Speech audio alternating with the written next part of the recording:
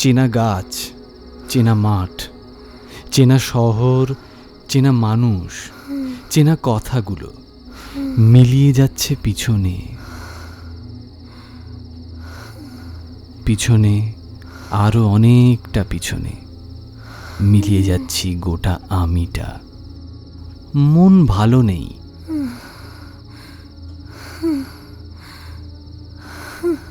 হাজার হাজার বছরের পড়ে থাকা গলা পচা মরা শরীরের গন্ধ, যাদের ঠোঁট জুড়ে তারা আজও বেঁচে আছে।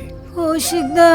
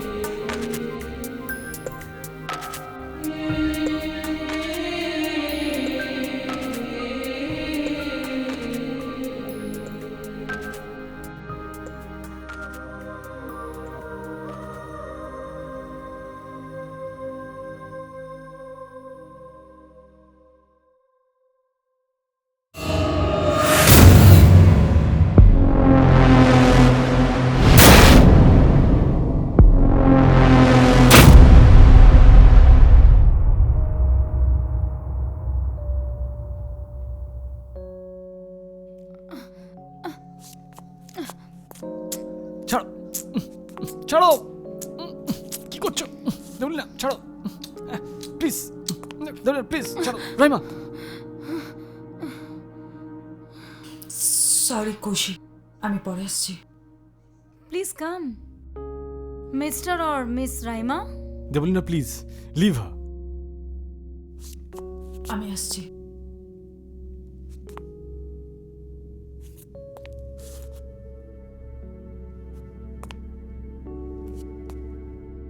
এই ট্রান্সজেন্ডারের প্রতি টান তোমার কমেনি দেখছি।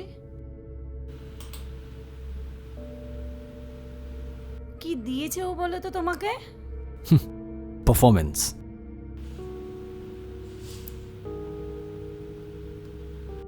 তোর টকশো টিআরপির অবস্থাটা দেখেছিস তো? তার মানে বলছো তোমার মতো লোকজন আজকাল ট্রান্সজেন্ডারদের বেশি পছন্দ করে? বাট আমি তো ওকে নিয়ে অন্য খেলা খেলবো ভাবছি। তুই আর কি করতে চাস? ওর অতীত নিয়ে না একটা স্টোরি করতে চাই।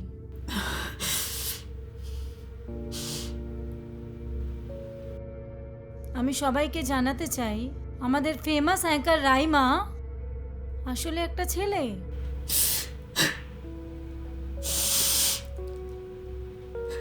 পরবর্তী সময় নিজের ইচ্ছায় নারীতে ট্রান্সফার হয়েছে।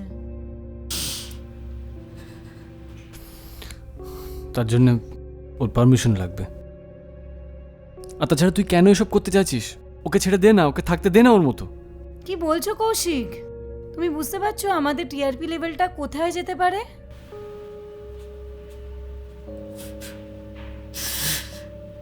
দেখতে বলি না, আমাদের নিউজ চ্যানেল, এসব করার কোনো প্রয়োজন নেই। It will be a news Kaushik. বাকিটা আমরা বুঝে নিচ্ছি।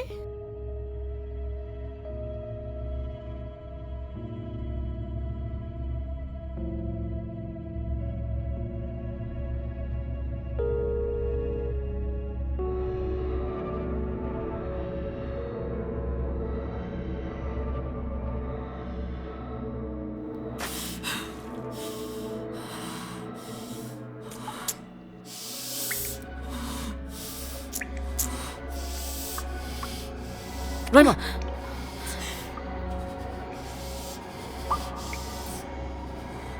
সবাইকে জানাতে চাই আমাদের ফেমাস অ্যাঙ্কার রাইমা আসলে একটা ছেলে। এই ট্রান্সজেন্ডারের প্রতি টান তোমার কমেনি দেখছি। কি দিয়েছে ও বলো তো তোমাকে?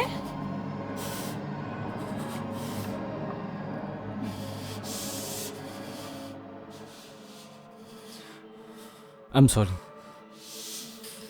রাইমা, আই এম সরি, কিন্তু তুমি আমাকে ভুল বুঝছো।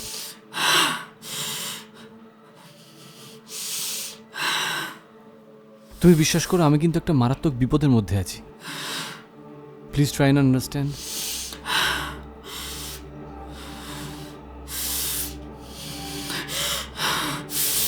রাইমা, রাইমা প্লিজ, রাইমা প্লিজ আমাকে একটু সময় দাও, আমি তোমাকে সব খুলে বলবো। তুমি কি বলতে চাও সেটা আমি জানি কৌশিক দা, কিন্তু সেই সুযোগ আমার মনে হয় না তুমি আর পাবে। তার মানে এই কি বলতে চাইছো তুমি? হ্যাঁ রাইমা, রাইমা, রাইমা দরজা খোলো। রাইমা,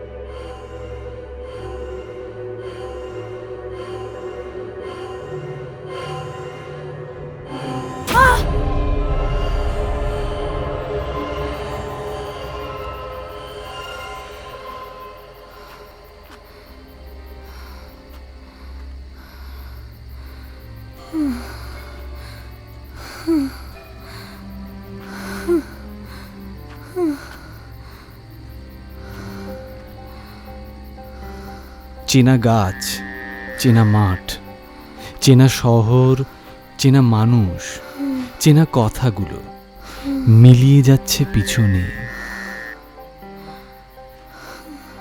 পিছনে আরো অনেকটা পিছনে মিলিয়ে যাচ্ছি গোটা আমিটা। মন ভালো নেই,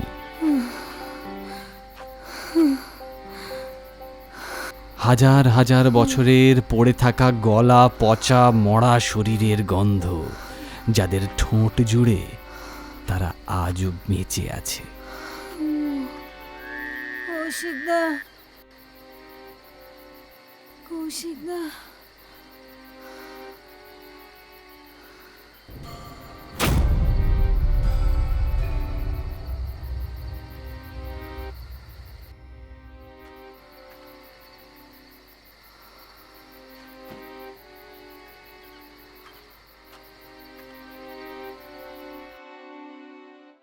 দেবলীনা আর রাইমা কোথায় মিস্টার কৌশিক?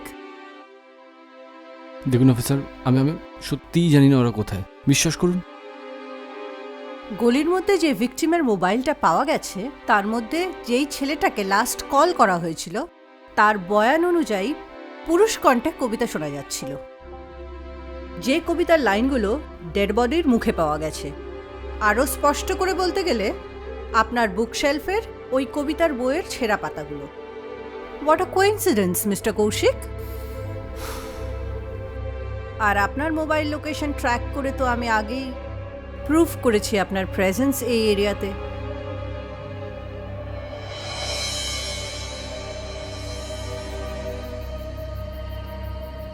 কৌশিকদার লেখা কবিতা কৌশিকদার গলায়।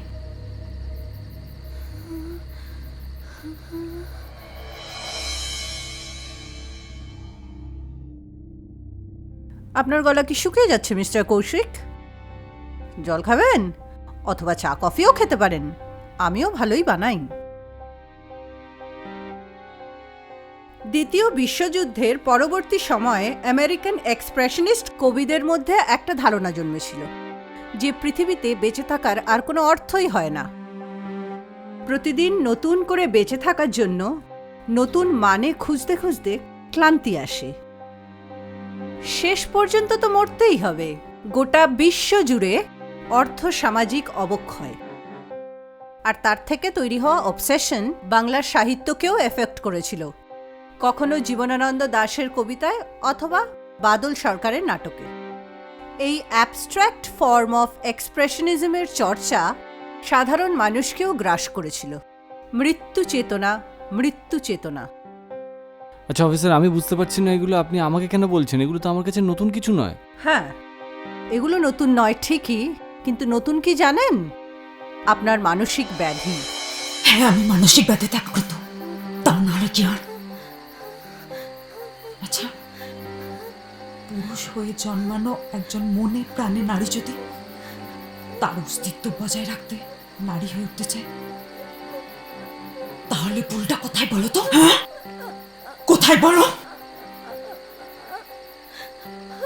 আমার এই নারী হওয়ার সিদ্ধান্তটাকে আমার বাবাও কোনোদিন মেনে নেয়নি।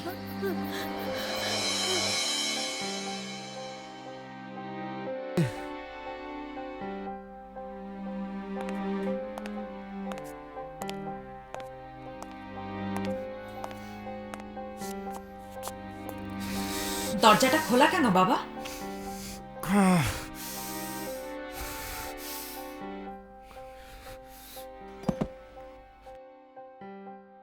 আমায় যে বাবা বলে ডাকতো সে আমার ছেলে রূপ মারা গেছে। তোমাদের জন্ম দেওয়া সন্তান ছোটবেলা থেকেই মনে প্রাণে একজন নারী ছিল বাবা, আর আজ সে তোমার সামনে দাঁড়িয়ে রাইমা। আমার কোনো মেয়ে নেই, কোনোদিন ছিল না।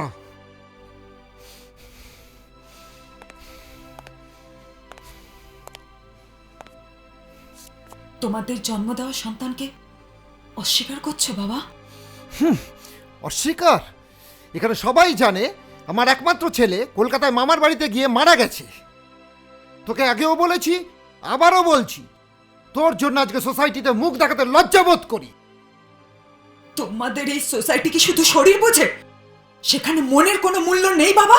যদি কোনো মূল্যবোধ থেকে থাকে আমার পরিচয়টা মুছে দে। তোর সাথে আমি কোনো রকম সম্পর্ক রাখতে চাই না। আজকে তোর জন্য লজ্জা আমি কলকাতা থেকে এখানে চলে এসেছি। ওখানকার কোনো আত্মীয়ের সাথে আমার কোনো সম্পর্ক নেই। তোকে বলছি রূপ, তোর বোঝার বইতে পারবো না। তোমার বোঝা হতে আসিনি আমি। এখানে একটা চাকরি নিয়ে নিজের মতো করে বাঁচবো বলে এসেছি। আর হ্যাঁ, আমি রূপ নই, রাইমা। রাইমা সাজা হচ্ছে।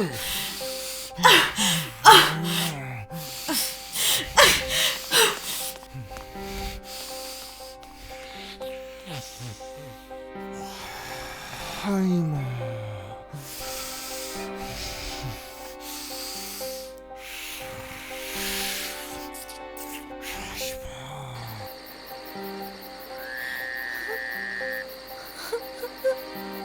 তারপর আস্তে আস্তে সব বদলে গেল। সোসাইটি, মূল্যবোধ, সব বড় বড় কথা বলা নোংরা মানুষটাকে আমি আমি